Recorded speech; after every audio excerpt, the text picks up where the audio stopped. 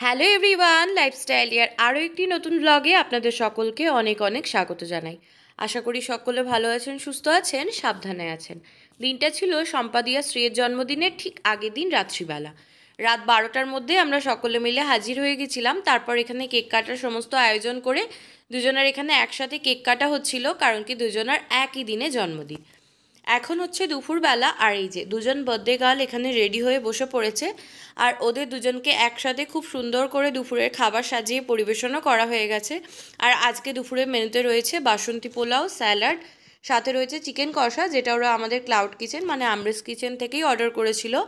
আর সাথে রয়েছে জন্মদিনের পায়েস আর মিষ্টি। তারপর সবাই মিলে ওদেরকে অল্প অল্প করে পায়েস খাইয়ে দিয়ে এদিকে ওরাও বসে পড়েছে।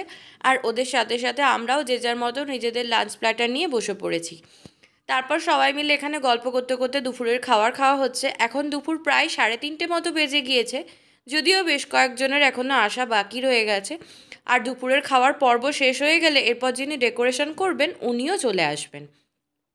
সন্ধে হয়ে গেছে আর ডেকোরেশন করেও চলে গেছে। সাথে সাথে আমরাও রেডি হয়ে এখানে বসে পড়েছি। আর এই যে দুজনের জন্য দুরকম ফ্লেভারের দুটো কেক, আর সাথে দাঁড়ান আপনাদের ডেকোরেশনটাও একটু দেখায়।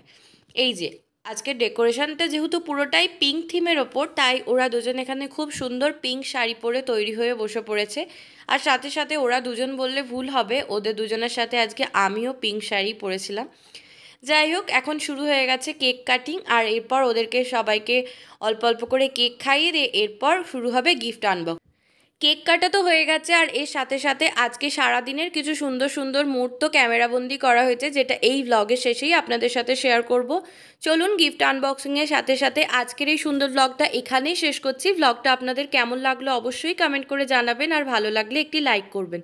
সকলে ভালো থাকবেন, সুস্থ থাকবেন, সাবধানে থাকবেন। দেখা হচ্ছে আপনাদের সাথে খুব শিগগিরই পরের একটা এক্সাইটিং ব্লগ নিয়ে। ততক্ষণের জন্য টাটা।